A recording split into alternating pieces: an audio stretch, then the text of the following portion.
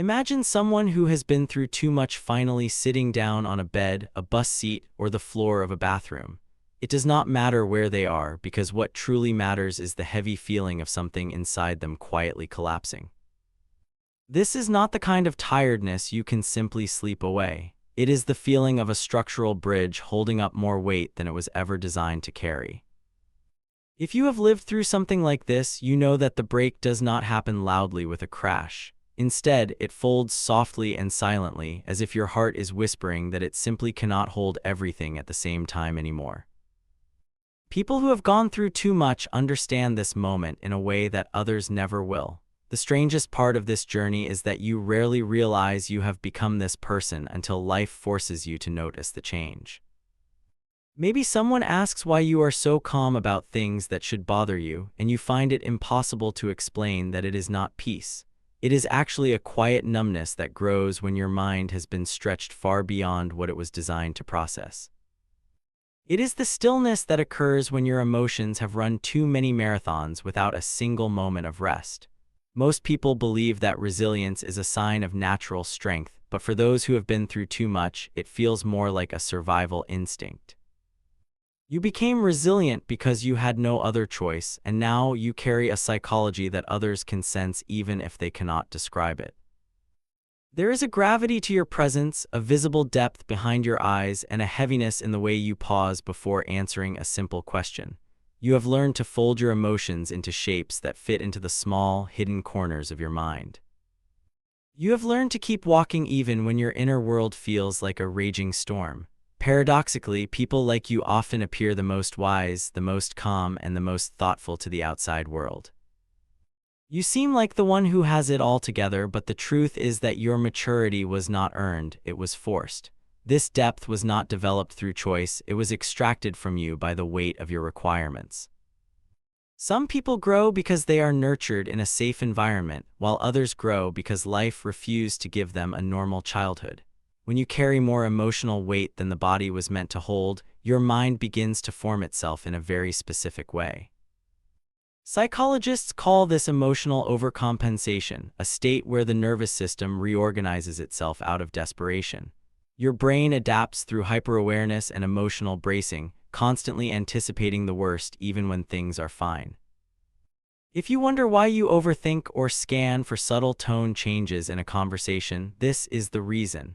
Your mind learned early on that uncertainty was dangerous, so it built defenses you never consciously asked for. Even when you heal, remnants of these defenses linger like old architecture buried underneath a newly renovated building.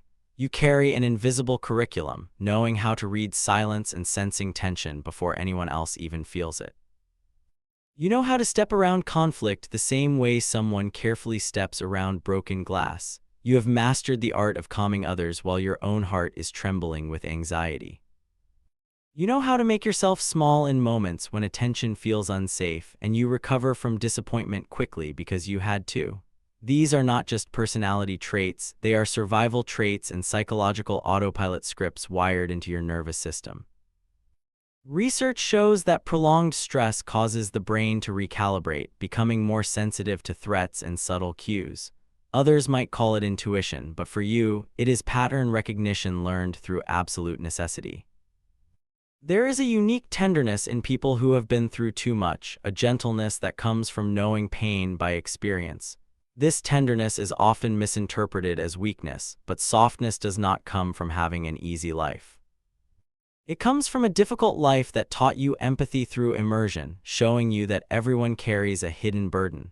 This empathy creates a strange contrast where you instinctively comfort others while having never truly been comforted yourself. You understand others because you have had to decode yourself in ways most people never bother to do. You know how to give warmth because you have lived through your own cold chapters, holding space for others when no one held it for you. But behind all that empathy, there is a quiet, internal exhaustion from being strong for far too long. This is the exhaustion that does not make you rest, but instead makes you want to retreat into total isolation. It is an exhaustion that is not healed by sleep, but can only be eased by genuine understanding. You have become the person who can carry everything for everyone else, yet you still struggle to ask for help for yourself. You give clarity to others while living with your own unanswered questions, not because of a lack of trust, but because of a lack of predictability. Your mind learned early that relying on others was unpredictable, and unpredictability feels like the start of instability. People wonder why you become emotionally independent to the point of isolation, but for you, independence is a shield. It is the safest option in a world that has felt unsafe too many times before. You learn to self-soothe and self-analyze not because you wanted to, but because you absolutely had to survive. This creates a duality where the world sees someone composed and grounded, while the inner world is tired and overwhelmed. You have become familiar with emotional contradictions, being both open and guarded or present and distant all at once. You do not avoid vulnerability because you dislike it, you avoid it because it has historically come with painful consequences. You reveal yourself in layers not to manipulate others but as a necessary act of self-preservation. The truth that nobody tells you is that none of this makes you broken. Your caution and your depth make perfect sense. Psychological adaptation is not a flaw, it is a brilliant response to the circumstances you were forced to endure. Your mind is a storyteller, and after too many difficult chapters, your narrative has simply become more complex and nuanced. There is something profoundly beautiful about your psychology, as you are often the one who loves most deeply and quietly. You appreciate small kindnesses more than grand gestures because you know exactly what chaos feels like. You value emotional sincerity because you have seen the high cost of pretending for the sake of others. The most remarkable trait you carry is that you continue to move forward no matter how heavy your heart feels. You stand back up not because you are unbreakable, but because you have already been broken and found a way to exist anyway. There is a wisdom that only comes from surviving yourself and navigating emotions without a map or a guide. You carry all of this inside you like unspoken chapters of a book you never actually meant to write. Underneath the survival instincts and the maturity, there is still a part of you that wishes life had been gentler. You wish for a version of life where you did not have to grow up so quickly or brace your nervous system for impact. Yet, even without that easier path, you continue to show up and carry a wisdom that feels far older than your actual age. You turn your experiences into understanding and your struggle into a quiet, persistent power. People who have gone through too much do not just survive life, they interpret it and examine it for meaning. You have become a source of light for others, the person they go to when they need honesty, calmness, or clarity. You listen without judgment because you know what it feels like to carry something you cannot explain in words. You understand the need for someone to just know what you are feeling without asking you to relive the entire story. This unique psychology is a gift to the world, born from a realization that you see life differently than everyone else. You notice that things making others panic barely shake you, while your mind is always 2 steps ahead preparing for outcomes.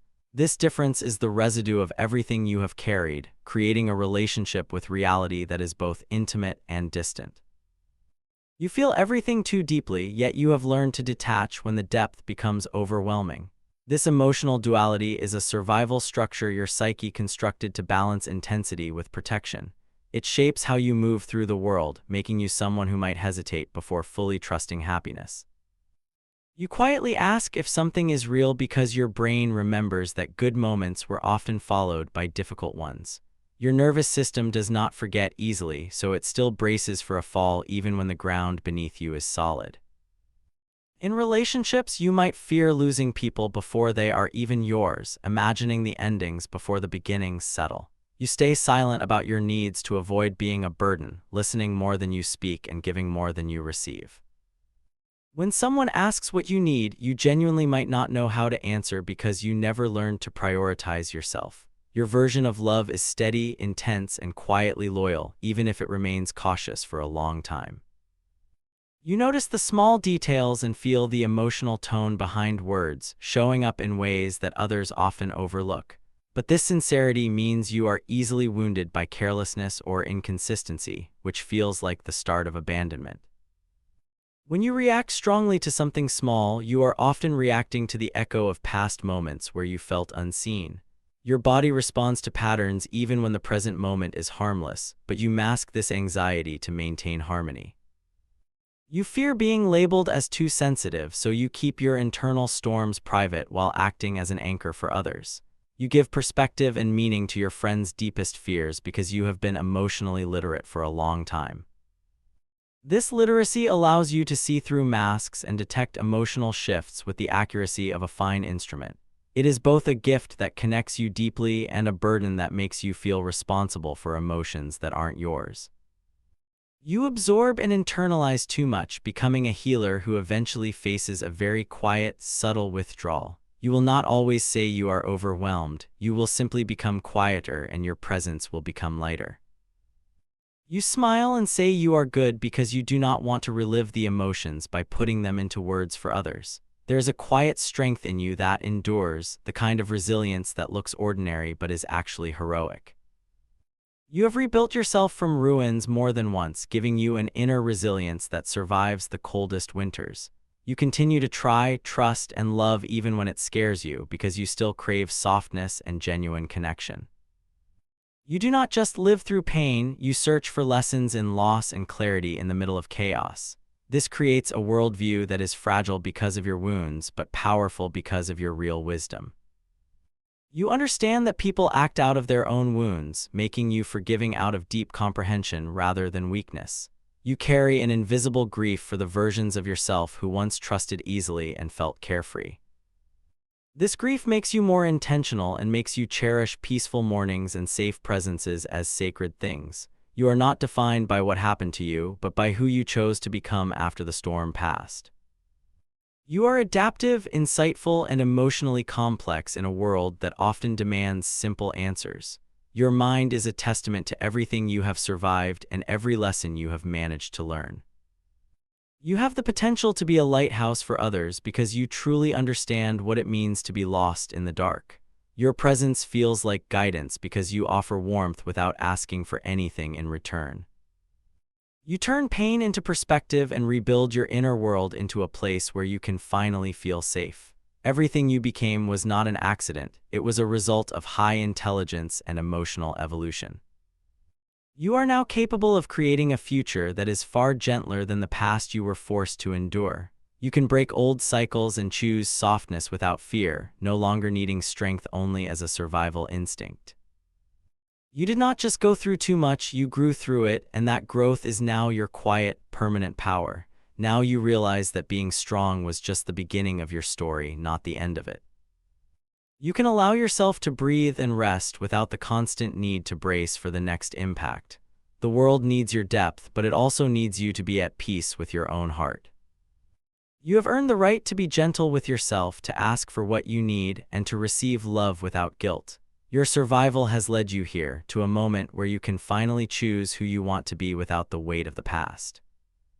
You are the quiet warrior, and your journey has transformed your scars into a map of immense wisdom. May you find the comfort you have so often given to others, and may your future be as bright as the light you carry. Thank you for being the strong one, but remember that you are also allowed to be human. Your power is not in your ability to carry it all, but in your courage to continue anyway. You are seen, you are understood, and you are never as alone as your mind sometimes tells you. This is the psychology of those who have been through too much, a testament to the beauty of the human spirit. Carry your power with grace and remember that the gentlest version of your life is finally within reach.